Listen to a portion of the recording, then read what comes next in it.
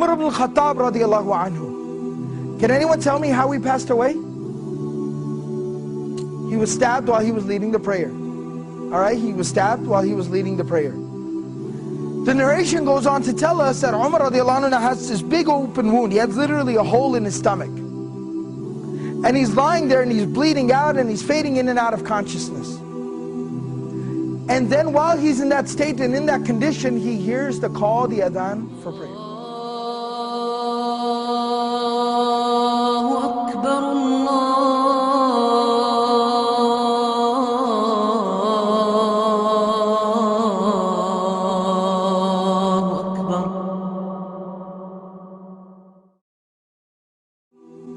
And he starts getting up.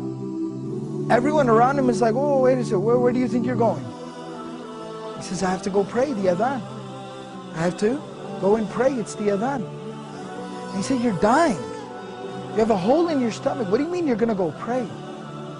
And he says that, I remember the Prophet ﷺ telling me that there's no deen for the one who doesn't pray. That the salah is like the head and the body. I have to go and pray. This was the commitment that these people had to prayer. As long as I'm alive, salah is something I do. That's the commitment, the connection that they had with prayer. So this is from Surah Maryam, Surah number 19, ayah number 31. My Lord has firmly commanded me to pray and to give charity or to purify myself as long as I am alive. Ma dumtu hayyan, as long as I remain alive. This is a statement of Isa alayhi salam. This is a very powerful reminder about our approach to prayer and how we approach prayer and how we perceive and think and how we implement prayer in our lives. You see, we're supposed to pray, it's saying, as long as I am alive. Till my last breath, I am committed to salah, to prayer.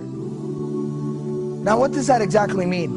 It means no matter what comes up, prayer is something that I will hold on to till my last breath. I will concern myself with till death. And the Prophet ﷺ demonstrated this, he lived this. Now this isn't just theory, this isn't something just fancy to say, it's not just a fancy slogan, the Prophet ﷺ lived it.